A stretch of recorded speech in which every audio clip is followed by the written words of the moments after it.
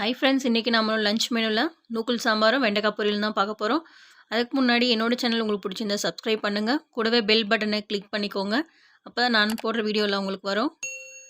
இப்போ நம்ம ஃபஸ்ட்டு சாதம் ஒரு பக்கம் வச்சுக்கலாங்க. சாதம் வெந்துன்னு இருக்குது, அதை ஊற வச்சிடலாம்.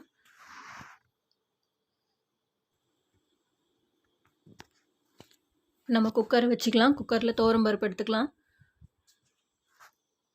அதில் ஒரு 10 பல் பூண்டு, ஒரு ½ வெங்காயம் கட் பண்ணி எடுத்துருக்குறேன். கூடவே 2 தக்காளி சேர்த்துக்கலாம். இப்போது 1 ஸ்பூன் சீரகம் சேர்த்துக்கலாம்.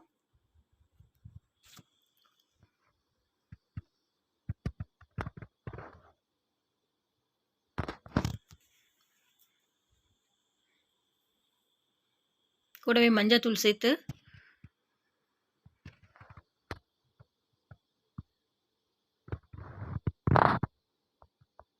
4 - 5 விசில் விட்டு பருப்பை வேக வச்சு எடுத்துக்கலாங்க.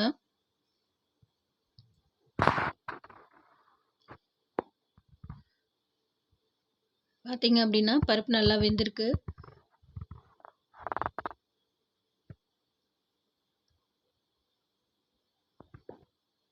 பருப்பு கடைஞ்சி ஊற எடுத்து வச்சிடலாம். ஃபஸ்ட்டு இப்போது குக்கர் வச்சுக்கலாம். ஃபஸ்ட்டு தாளிக்க எண்ணெய் போட்டுக்கலாம். எண்ணெய் சூடாக இருந்தும் கடுகு சேர்த்துக்கலாங்க. சீரகம் 1 ஸ்பூன் போட்டுக்கலாம். வெந்தயம் ½ ஸ்பூன் போட்டிருக்கேன். உளுத்தம்பருப்பு ½ ஸ்பூன் போட்டிருக்கேன். கடுகு நல்லா பொரிட்டுங்க. இதில் காஞ்ச மிளகாய் போட்டுக்கலாம். வெங்காயம், கருவேப்பிலை சேர்த்து வதக்கி விட்டுக்கலாங்க. டேஸ்ட்டுக்காக நான் ஒரே ஒரு பச்சை மிளகாவை கொஞ்சம் கிள்ளி போட்டிருக்கிறேன்.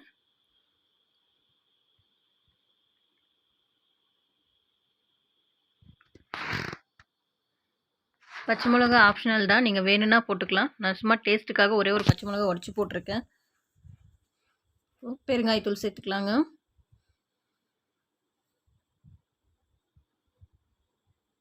நல்லா கலரி விட்டுட்டு கூடவே தக்காளி சேர்த்துக்கலாம். பருப்பு வேக வைக்கும் போதே நம்ம 2 தக்காளி சேர்த்துக்கனால இப்போ ஒரு தக்காளி சேர்த்துக்கிறேன். பார்த்தீங்கன்னா நல்லா வெங்காயம் தக்காளி வதங்கி வந்துச்சு. இந்த நேரத்தில் நம்ம வெட்டி வச்சுருக்க நூக்கல் சேர்த்துக்கலாங்க.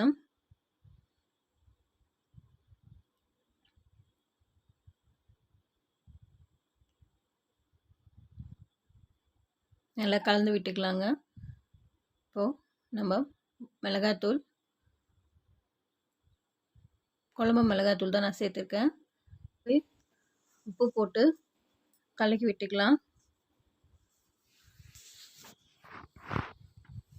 இப்போ நம்ம காய் வேகிறதுக்கு கொஞ்சமாக தண்ணி விட்டுக்கலாங்க. ஃபஸ்ட்டு நல்லா கொதிக்கிட்டோம், காய் வெந்து வரட்டும்.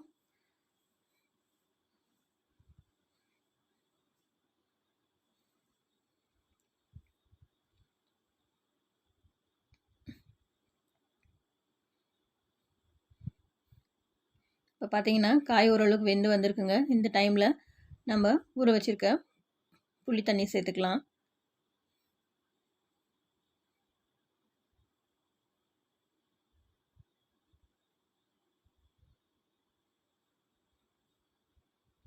ஒரு 2 நிமிஷம் கொதிக்கிட்டுங்க. இப்போ நம்ம வேக வச்சு கடைஞ்சி வச்சுருக்க பருப்பு சேர்த்துக்கலாங்க.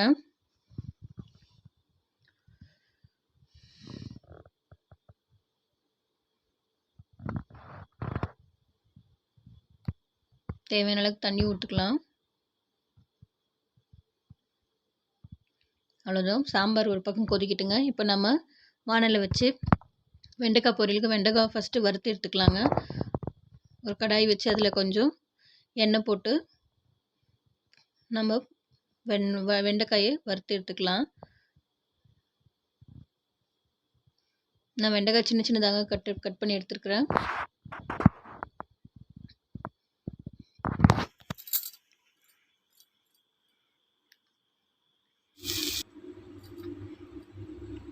பார்த்தீங்கன்னா குழம்பு கொதிச்சிச்சு.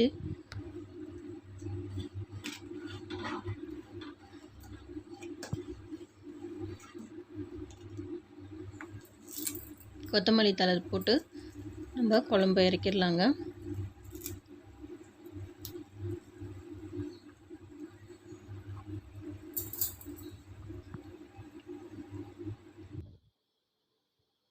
நம்மளோட சாம்பார் ரெடி ஆயிடுச்சு.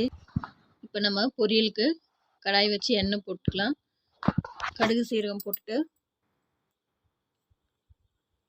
கடுகு நல்லா வெடிக்கிட்டுங்க.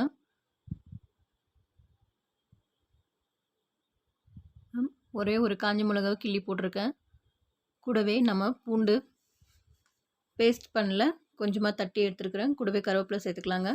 அப்புறம் வெட்டி வச்சுருக்க வெங்காயம் சேர்த்துக்கலாம். பெருங்காயத்தூள் கொஞ்சம் சேர்த்துக்கலாங்க. அவ்வளோதான், நல்லா கலந்து விட்டுக்கலாம்.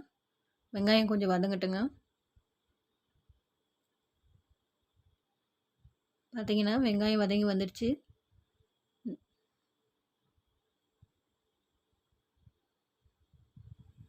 இந்த சமயத்தில் நம்ம கொஞ்சம் வெங்காயத்துக்கு உப்பு சேர்த்துக்கலாம்.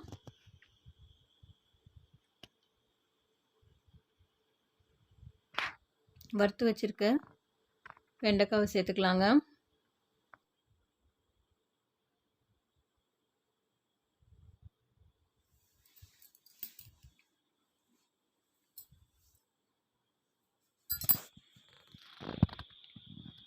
இதில் நான் குழம்பு மிளகாய்த்தூள் சேர்த்துருக்கேன். கூடவே ஒரு ஸ்பூன் தனியாத்தூள், ஒரு ஸ்பூன் கரம் மசாலா சேர்த்துருக்கேன்.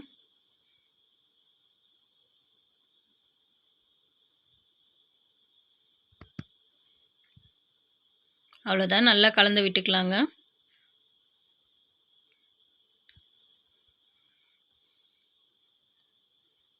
நம்ம போட்ட மசாலா பொடியெல்லாம் கொஞ்சம் எண்ணெயிலே நல்லா வதங்கட்டும்.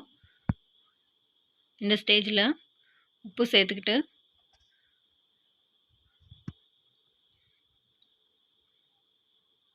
கொஞ்சமாக தண்ணி தெளித்து விட்டுக்கலாங்க. அப்போ தான் அந்த மிளகா பொடி வாசமெல்லாம் இல்லாமல் இருக்கும்.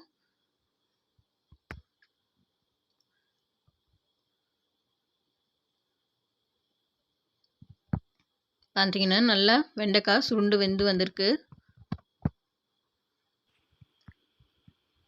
அவ்வளோதான், கொத்தமல்லி தழையை சேர்த்து இறக்கலாங்க. நம்மளோட வெண்டைக்காய் பொரியல் ரெடி ஆகிடுச்சு. நம்ம சர்வ் பண்ணிடலாம்.